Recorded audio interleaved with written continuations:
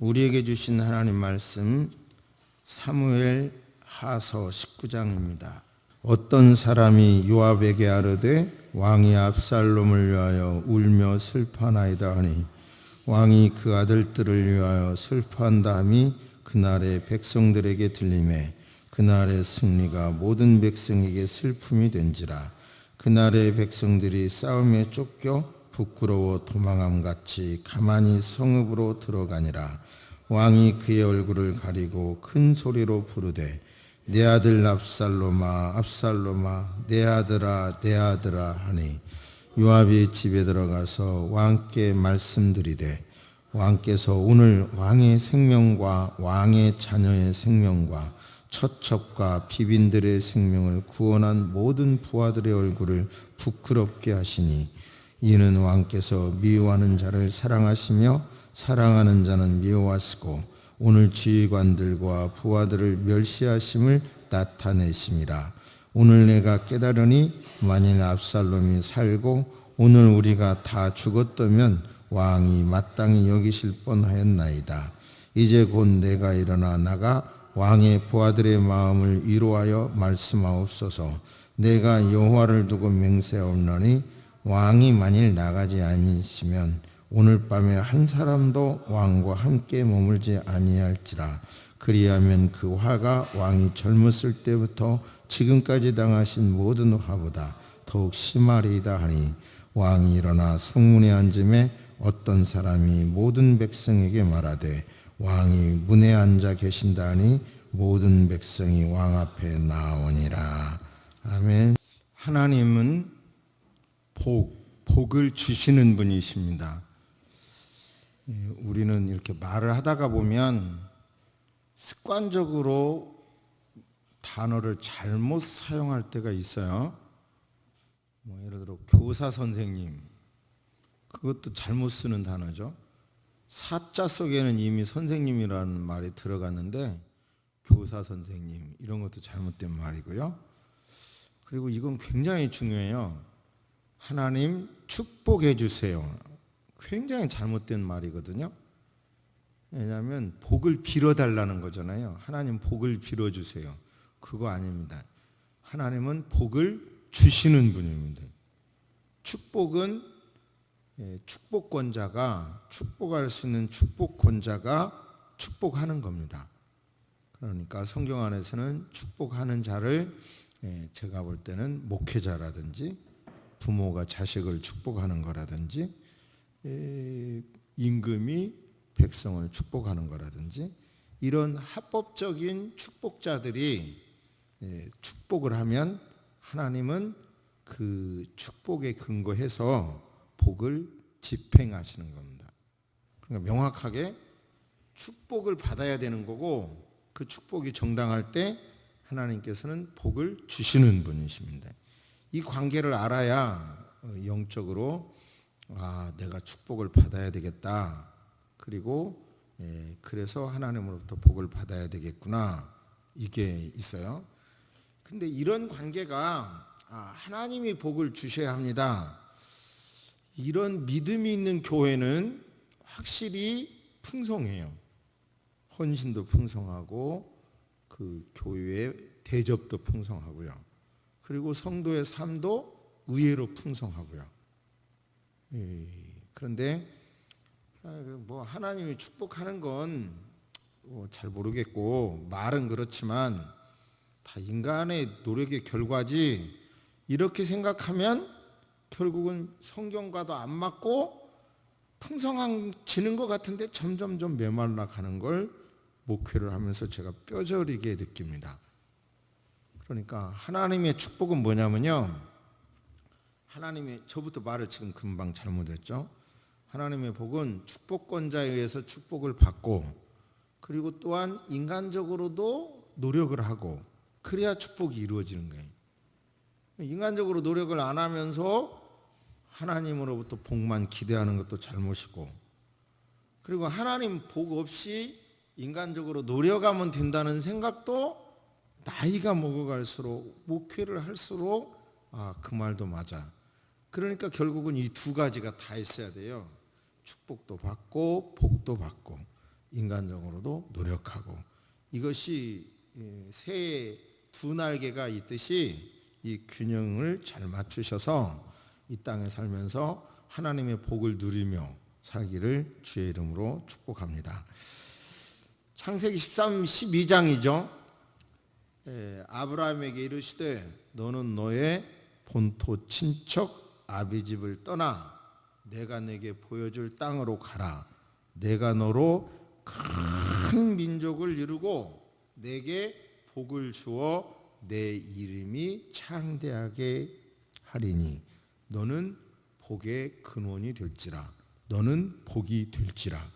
한마디로 말해서요, 기독교의 복은 사람이 복덩이가 되느냐 아니냐의 문제고, 환경이 복이 되느냐 아니냐의 문제가 아니에요. 성경적으로는 사람이 복덩어리가 되면, 하나님으로부터 복을 받으면 사막이나 빈들이나 그 어디를 가더라도 복이 이루어지는 거고요. 그런데 복이 없는 사람이 가면 아무리 좋은 곳도 도로 사막이 돼버리고 메마른 것이 돼요. 그러니까 여러분, 저와 여러분이 다 성경이 말하는 복덩어리가 되시기를 주의 이름으로 축복합니다.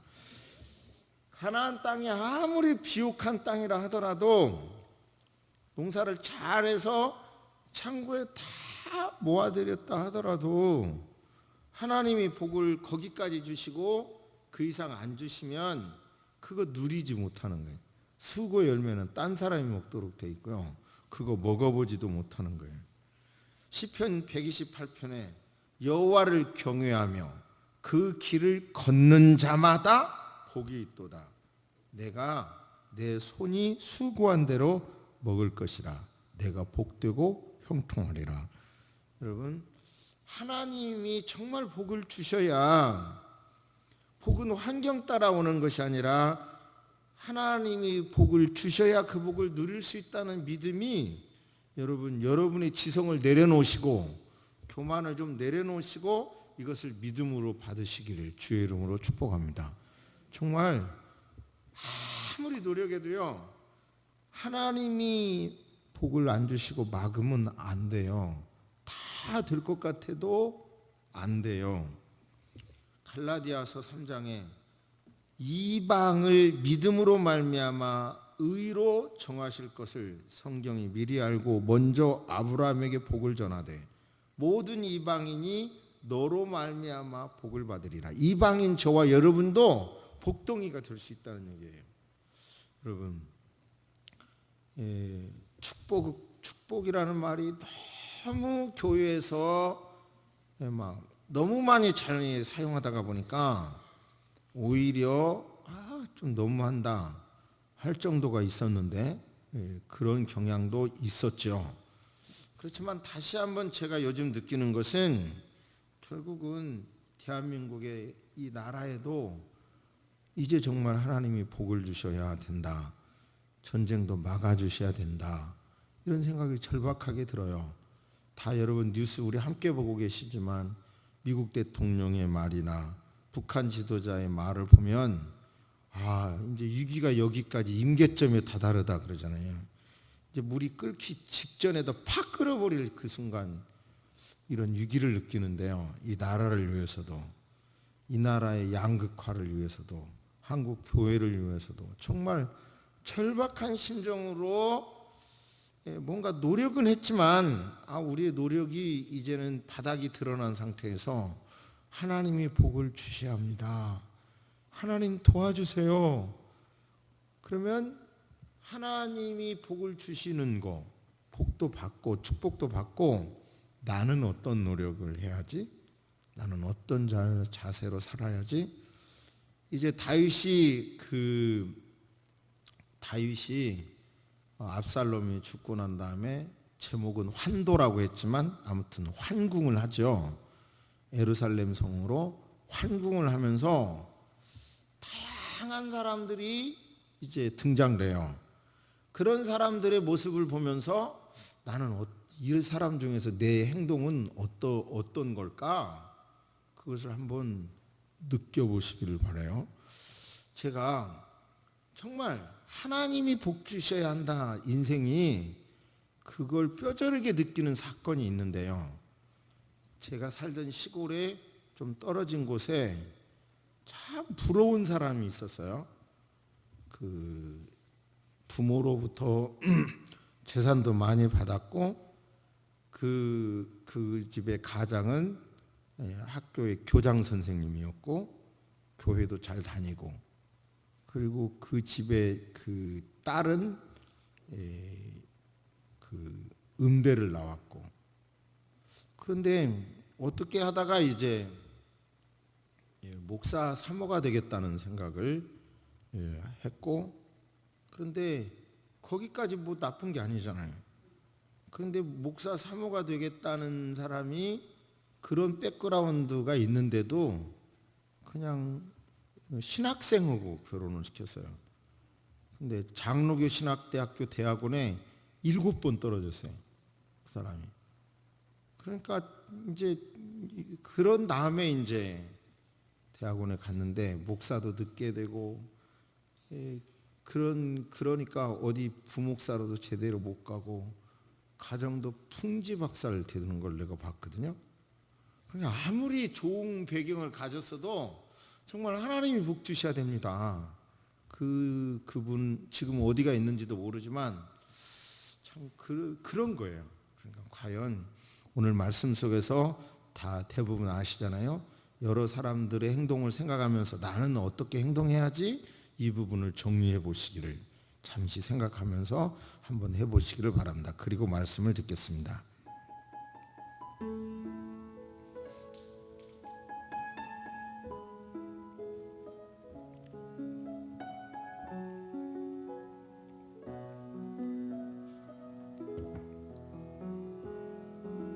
먼저 다윗과 요압의 모습을 봅니다. 압살롬이 죽었다는 소리를 들었어요. 지난주까지 내용이에요. 근데 그렇게 자기를 괴롭히고 나라를 괴롭히고 나라를 두 조각 내고 수많은 사람을 죽게 한 압살롬이 죽었다는 소리에 다윗은 얼굴을 가리고 큰 소리로 내 아들 압살롬아, 압살롬아, 내 아들 압살롬아 막 통곡을 하는 거예요. 다 듣게. 그러니까 이 소식이 온 백성에게 알려지고 전쟁을 이기고 돌아오는 군인들에게도 알려지니까 승전가를 부르고 돌아오지 못하고 폐잔병처럼 쥐죽은 듯이 돌아오는 거예요. 이런 때 참 다윗도 이런 거 보면 아버지 마음은 알겠는데 이 공의 이런 거에 정말 문제가 심각하다고 봐요. 저는요. 그냥 아버지 사랑만을 갖고 본다면 참 아버지 사랑이 대단하다 느껴지지만 아무래도 저는 이해할 수가 없어요. 그러자 이제 요압이 임금에게 찾아갑니다. 임금님, 저희들은요 임금님의 생명과 임금님의 처와 후궁과 아들과 딸 모두의 생명을 지켜드렸는데 압살롬 죽였다는 것 때문에 전쟁을 한 사람들 얼굴도 못 들게 하니 내가 오늘 보니까 임금님을 미워하는 자는 사랑하시고 임금을 지켜주고 임금을 사랑한 사람은 미워하네요. 임금님에게는 당신을 위하여 전쟁에 참여한 우리가 아무것도 아니었다는 말이네요. 차라리 압살롬이 살고 우리 모두가 죽었더라면 임금님 좋아하셨겠네요. 좋아하셨다는 거 이제야 깨닫습니다. 임금님 이제라도 전쟁에 참여한 신하들을 따뜻하게 맞아주세요. 만약 그러지 않으신다면 두고 보세요. 임금님 곁에 오늘 밤 이후에 한 사람도 없을 것입니다. 그렇게 되면 임금님이 어려서부터 지금까지 수많은 어려움을 당하셨지만 제일로 큰 어려움 당할 겁니다. 이래요. 그러니까 일단 13절을 보면요. 다윗은 13절 너희는 또 아마사에게 이르기를 너는 내 골육이 아니냐 내가 요압을 이어서 항상 내 앞에서 지휘관이 되지 아니하면 하나님이 내게 벌 위에 벌을 내리시기를 바라노라. 그러니까 이 말은 옳은 말이지만 다윗의 마음속에는 커다랗게 불편했던 거죠.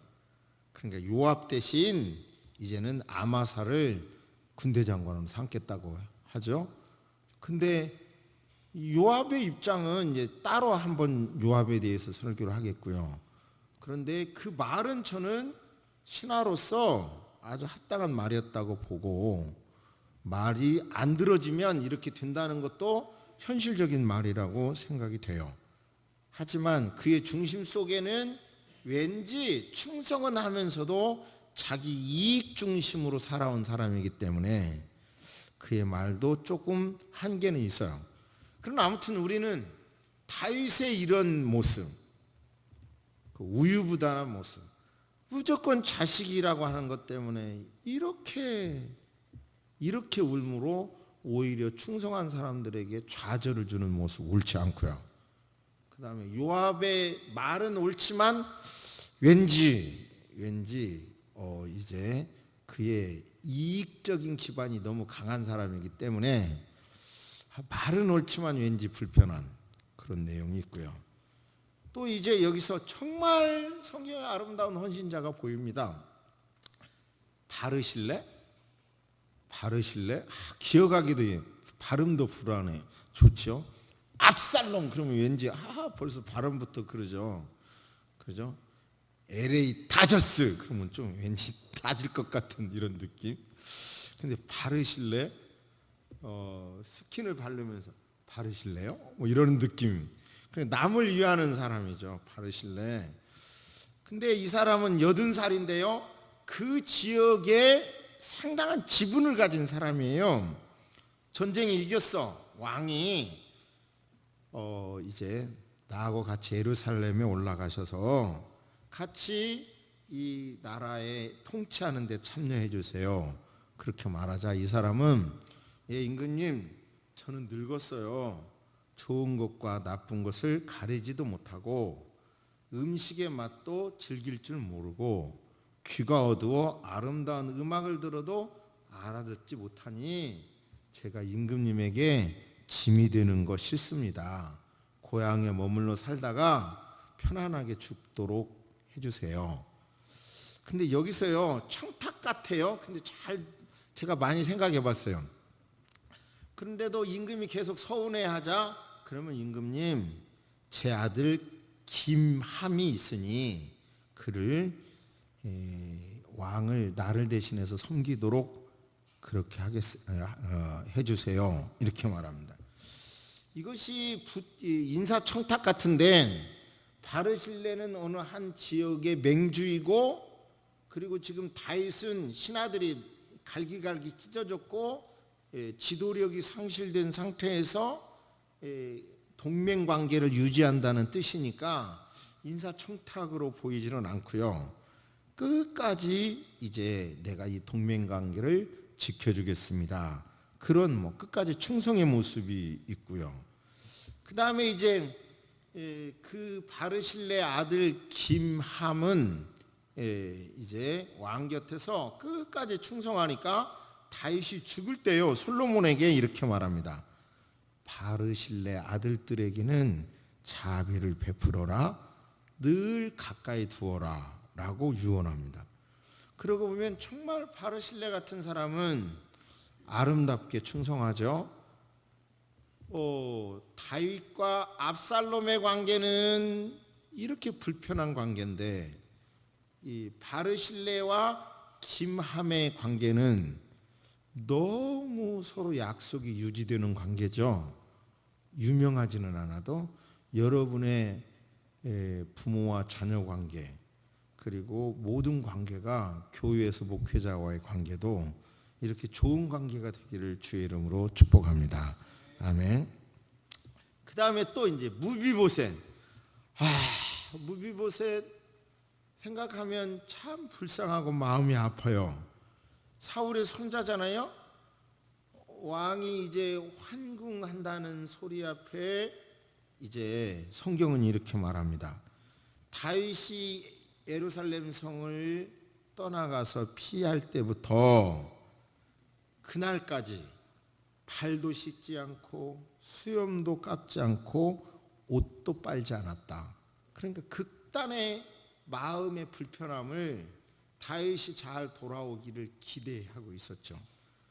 그런데 예루살렘에 이제 왕을 맞으러 나가자 왕이 다윗이 무비보셋을 보자 말합니다. 무비보셋, 왜 나하고 같이 피난 가지 않았어? 이미 들은 말이 있잖아요. 정권이 만약에 이 쿠데타가 성공하면 사울의 손자인 무비보셋에게 이제 정권을 줄 거라고, 왕권을 줄 거라고 고자질했잖아요. 모함한 소리를 들었잖아요. 그러자 그게 말합니다. 임금님, 제 종이 저를 속였어요. 제가 임금님과 같이 피난 가려고 종도로 나귀 안장을 얹으라고 했는데 아시다시피 저는 절름발이잖아요.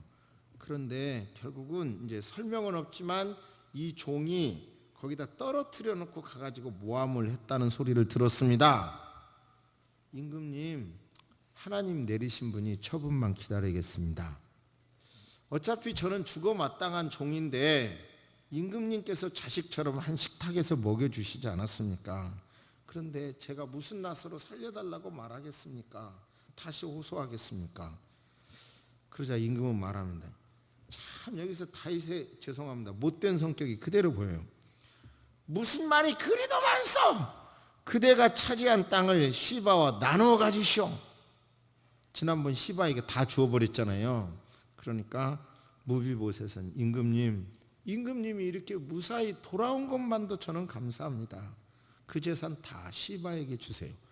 얼마나 멋있어요. 그런데도 이 모욕을 당하고 있는 참 무비보셋, 그런데도 여전히 받은 은혜를 감사하는 무비보셋. 저는 이 무비보셋을 생각할 때 그냥 가슴이 찡해 오더라고요. 여러분 어떻게 살겠습니까? 이렇게 억울하도 이렇게 살겠어요? 근데 이 세상, 죄송합니다. 이놈의 세상은 꼭 이렇게 무비보셋 같은 사람을 알아주는 게 아니라 그냥 시바 같은 사람이 성공하는 일이 너무 많잖아요. 그죠? 이런 세상에서 여러분 어떻게 살겠어요? 각자에게 여러분 맡깁니다. 시므이입니다.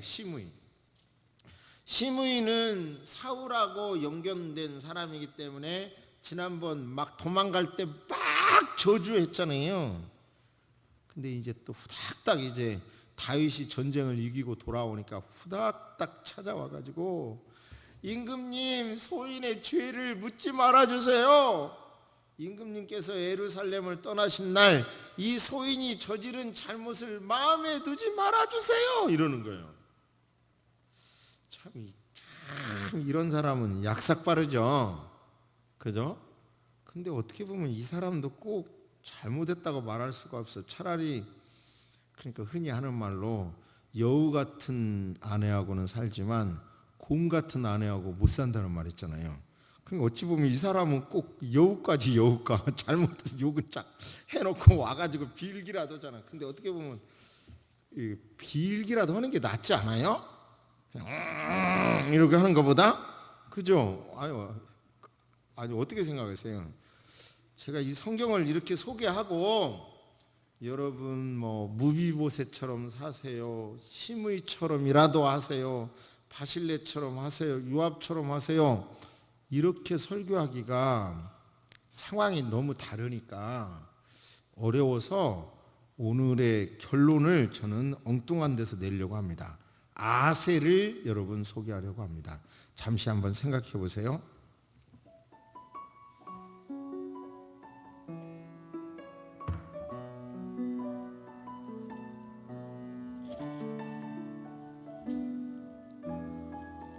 성경 찾아보십니다. 창세기 49장 20절입니다. 합독하십니다. 시작. 아셀에게서 나는 먹을 것은 기름진 것이라 그가 왕의 수라상을 찾으리로다. 그러니까 아셀 지파는 이 축복을 해요. 먹을 것은 기름진 것이라 그가 왕의 수라상을 차리리로다. 그러니까 그는 나중에 가나안 땅을 제비뽑기 하잖아요. 기름진 땅을 걸릴 걸 뽑히도록 이미 하나님 예정하신 거예요. 기름진 땅이 그 땅을 차지하게 돼서 아름다운 곡식을 거두게 될 것이고 열매를 거두게 될 거고 너무 좋으니까 그것은 임금에게 상납될 것이다. 이런 축복을 받았어요. 그런데 이제 모세가 시간이 지난 다음에 모세가 축복을 합니다. 신명기 33장 다 찾아보세요.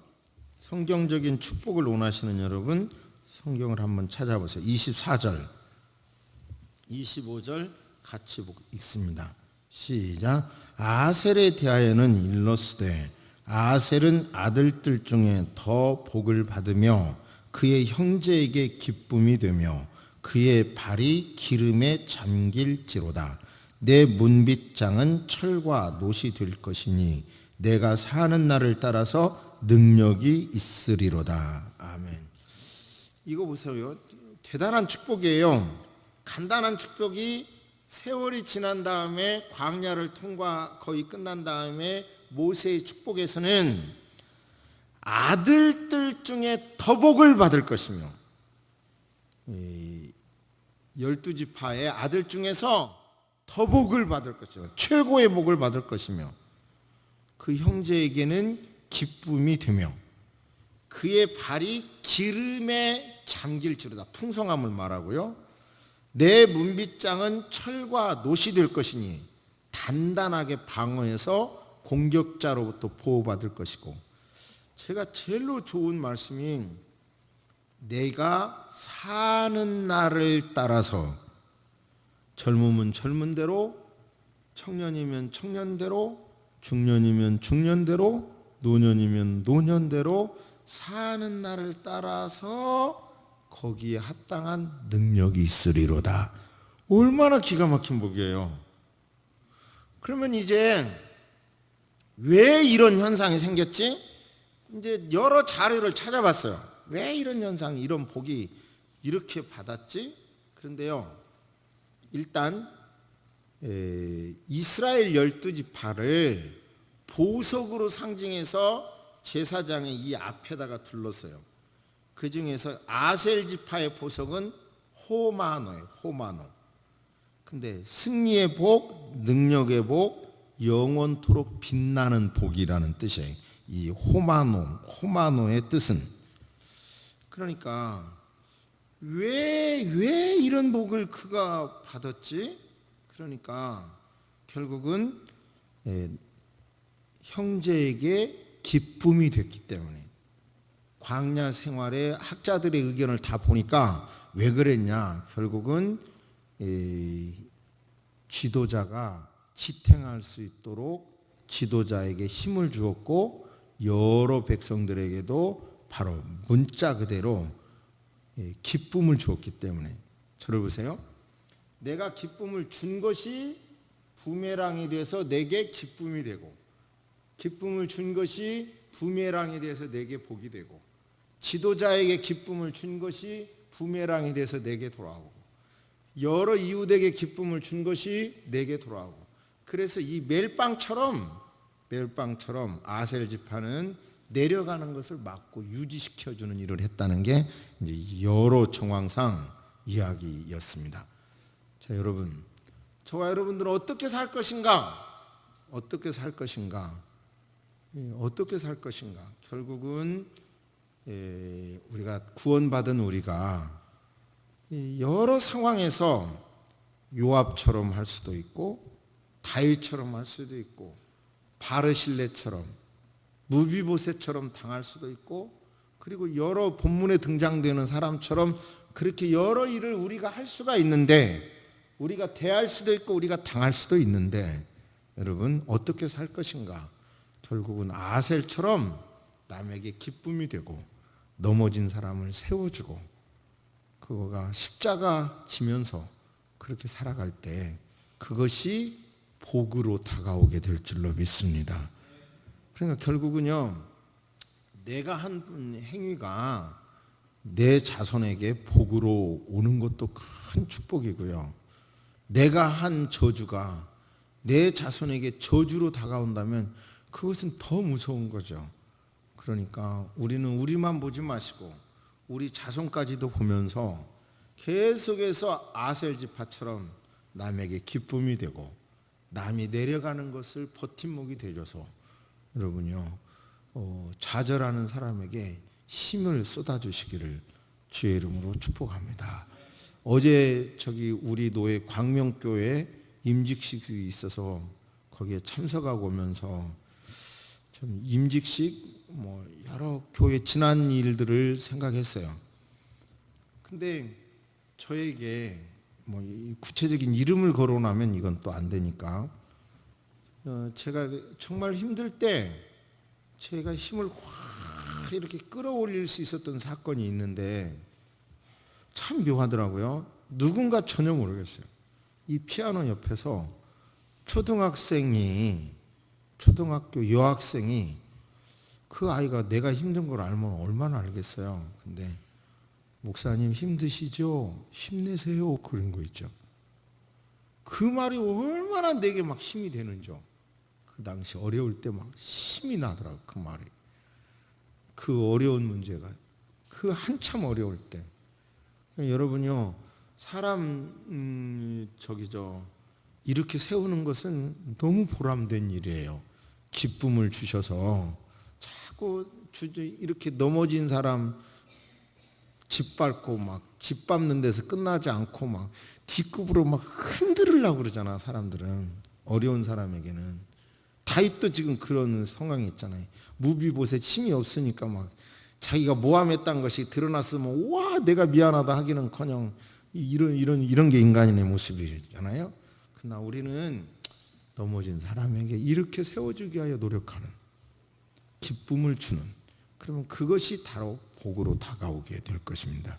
그것이 바로 축복이 되고 하나님으로부터 복을 받게 될 줄로 믿습니다. 정말 진실로 제가 2017년 가을에 내가 노력해서는 안 되는구나, 하나님이 도와주셔야 되는구나, 진실로 깨닫는데 이 믿음이 여러분에게 그대로 전달된 줄로 믿습니다. 묵상하십니다. 살아계신 하나님 아버지, 하나님께서 주시는 복을 받아야 한다는 것을 진실로 믿게 됩니다. 나이가 먹을수록, 경험을 많이 할수록 사람이 노력하지만 하나님이 도와주시지 않으면 안 된다는 걸 느낍니다. 그러므로 하나님의 복을 받기 위하여 합당한 권리자인 주의 종이나 부모나 이런 모든 사람들에게 축복을 받아야 할 필요성을 아는 오늘 말씀을 되게 하신 것을 감사합니다. 하나님 아버지 기도합니다. 뿐만 아니라 그 축복과 복도 필요하지만 나는 어떻게 행동을 해야 하지? 그것이 새의 두 날개처럼 균형이 맞아야 된다는 말씀 앞에 오늘 여러 가지 등장된 사람들 행위를 보면서 어떻게 살아야 할 것인가를 계속 생각하는 우리가 되게 해 주옵소서. 아버지 하나님, 구체적으로 적용할 수가 없어서 아세를 제시했는데 과연 기쁨이 되면, 계속 기쁨을 제공하면 하나님 아버지 그것이 내게 복이 된다는 것을 깨닫고 성도 여러분 모두에게 넘어진 사람을 짓밟고 문질러 버리는, 고통을 더하는 사람이 아니라, 힘없는 사람에게 고통을 더 주는 게 아니라 사람에게 기쁨을 주고 세워주는 성도님들이 되도록 도와주시옵소서. 새소망의 모든 성도님들 복덩어리가 되게 하여 주옵소서. 가는 곳이 복이 있게 하여 주옵소서. 지금은 우리 주 예수 그리스도의 은혜와 우리 하나님의 놀라우신 사랑과 성령님의 감화감동 교통하심이 이제로부터 영원토록 함께 있을지어다. 아멘.